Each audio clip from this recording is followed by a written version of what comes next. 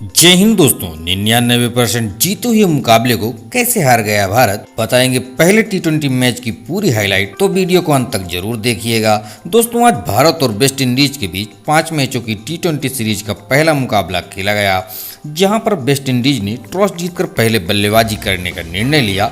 वहीं भारत को गेंदबाजी करने के लिए आमंत्रित किया। वेस्ट इंडीज की ओर से किंग और मायर्स की जोड़ी पारी की शुरुआत करने आए। दोस्तों, आज शुरू से ही किंग अलग ही अंदाज में बल्लेबाजी कर रहे थे, वहीं मायर्स संभल कर बल्लेबाजी कर रहे थे। बढ़िया लय में नजर आ रहे किंग को स्ट्राइक दे रहे थे।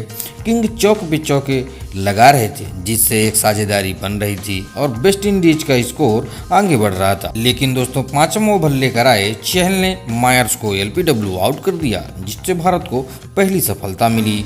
मायर्स वेस्ट इंडीज के लिए सिर्फ एक रन ही बना सके। मायर्स की जगह पर बल्लेबाजी करने आए जेसन चार्ल्स, लेकिन दोस्तों ये साझेदारी भी जल्द टूट गई। शानदार लय में नजर आ रहे किंग को भी चहल ने इसी ओवर में एलपीडब्ल्यू आउट कर दिया, जिससे वेस्ट इंडीज को दूसरा झटका लगा। किंग ने वेस्ट इंडीज के लिए 28 रन बनाए।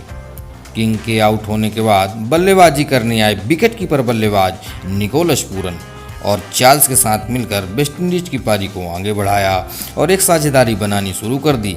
गेंदबाजी करने आए अक्षर पटेल के ओवर में पूरन ने एक छक्का व एक चौका लगाकर वेस्ट इंडीज के स्कोर को 50 रनों के पार पहुंचा दिया। 8वां ओवर लेकर आए कुलदीप यादव ने चार्ल्स को आउट कर दिया। चार्ल्स सिर्फ 3 रन ही बना सके। चार्ल्स के आउट होने के बाद वेस्ट इंडीज की ओर से बल्लेबाजी वेस्ट इंडीज के कप्तान रॉबिन पॉवेल और पूरन के साथ मिलकर वेस्ट इंडीज की स्कोर को आगे बढ़ाया।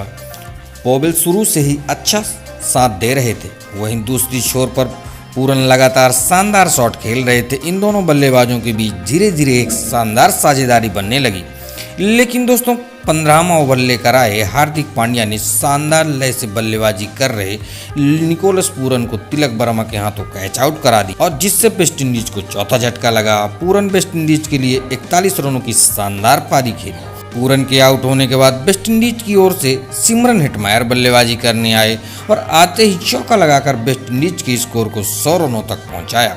वहीं दोस्तों, दूसरे छोर पर पॉवेल लगातार शानदार बल्लेबाजी कर रहे थे और धीरे धीरे एक साझेदारी बनाने लगे। लेकिन दोस्तों, 19वें ओवर की पहली ही गेंद पर अर्शदीप सिंह ने हेटमायर को कैच आउट करा दिया। हेटमायर सिर्फ 10 रन ही बना सके।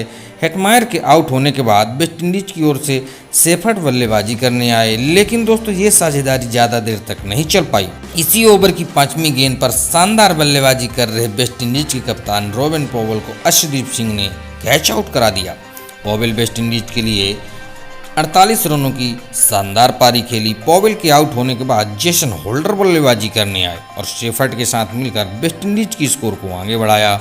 इन दोनों बल्लेबाजों ने मिलकर 20 ओवर में वेस्ट इंडीज की स्कोर को 149 रनों तक पहुंचा दिया।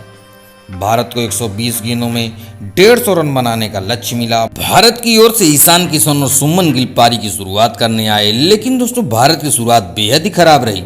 तीसरे ओवर की दूसरी गेंद पर अखिल हुसैन ने सुमन गिल को स्टंपिंग करा दिया, जिससे भारत को पहला झटका लगा। सुमन गिल सिर्फ 3 रन ही बना सके। सुमन गिल के आउट होने के बाद सूर्य कुमार यादव बल्लेबाजी करने आए और किशन के साथ मिलकर भारत की पारी को आगे बढ़ाया और एक साझेदारी बनाने की कोशिश करी, लेकिन ऐसा नहीं हो सका। 5वें ओवर में गेंदबाजी करने आए ओवेद मकॉय ने ईशान किशन को कैच आउट करा दिया, जिससे भारत को दूसरा झटका लगा। ईशान किशन ने भारत के लिए सिर्फ 6 रन ही बना सके। किशन के आउट होने के बाद भारत की ओर से बल्लेबाजी करने आए तिलक वर्मा, जिनका टी20 इंटरनेशनल में डेब्यू था, और आते ही पहली ही गेंद पर छक्का लगाकर अपना खाता खोला। अगली गेंद पर फिर छक्का लगाकर दिखा दिया कि वो किस शैली के बल्लेबाज हैं। सूर्या और तिलक ने मिलकर तेजी के साथ भारत की स्कोर को आगे बढ़ाया, जिससे एक साझेदारी बनने लगी।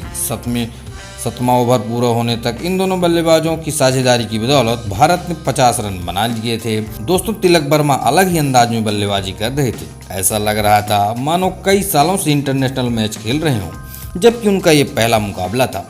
इन दोनों बल्लेबाजों के बीच ये साझेदारी 68 की होने वाली थी कि 10वां ओवर लेकर आए होल्डर ने सूर्या को हेटमायर के हाथों कैच आउट करा दिया, जिससे भारत को तीसरा झटका लगा। सूर्या के आउट होने के बाद भारत की ओर से भारत के कप्तान हार्दिक पांड्या बल्लेबाजी करने आए और तिलक के साथ मिलकर भारत की पारी को आगे बढ़ाया। और इन दोनों बल्लेबाजों के बीच एक साझेदारी बनने लगी, लेकिन ये साझेदारी ज़्यादा देर तक नहीं चली। 11वां ओवर लेकर आए शेफर्ड ने शानदार बल्लेबाजी कर रहे तिलक वर्मा को हेटमायर के हाथों कैच आउट करा दिया, जिससे भारत को चौथा झटका लगा। तिलक वर्मा ने भारत के लिए 39 रनों की शानदार पारी खेली। तिलक के आउट होने के बाद संजू सैमसन बल्लेबाजी करने आए और हार्दिक के साथ मिलकर भारत की पारी को आगे बढ़ाया और धीरे धीरे एक साझेदारी बनाने लगे और खराब गेंद मिलने पर ही बाउंड्री लगा रहे थे और धीरे धीरे भारत की स्कोर को आगे बढ़ा रहे थे। लेकिन दोस्तों 16वां ओवर लेकर आए होल्डर ने हार्दिक को आउट कर हार्दिक ने भारत के लिए 19 रन बनाए। हार्दिक की जगह पर अक्षर पटेल बल्लेबाजी करने आए, लेकिन दोस्तों इसी ओवर की तीसरी गेंद पर संजू रन आउट हो गए। अब दोस्तों भारत का हारना लगभग तय माना जा रहा था, लेकिन अब कोई बल्लेबाज नहीं बचे थे। 19वां ओवर में मैकॉय ने अक्षर पटेल को भी आउट कर दिया। अब दोस्तों बल्लेबाजी करने आए अर्शदीप सिंह और आते ही तीसरी गेंद पर चौका लगा दिया, चौथी गेंद पर भी चौका लगा दिया, जिससे भारत की उम्मीदें जिंदा हो गई। अब दोस्तों आखिरी 6 गेंदों पर 10 रन की जरूरत थी। स्ट्राइक पर थे कुलदीप यादव, गेंदबाजी कर रहे थे शेफर्ड ने पहली ही गेंद पर कुलदीप यादव को क्लीन बोल्ड कर दिया। दोस्तों इस तरह यह मुकाबला भारत 4 रनों से हार गया। दोस्तों भारत की हार की मुख्य वजह क्या थी, नीचे कमेंट बॉक्स में कमेंट कर अपनी कीमती राय अवश्य दें। वीडियो देखने के लिए आपका बहुत बहुत धन्यवाद।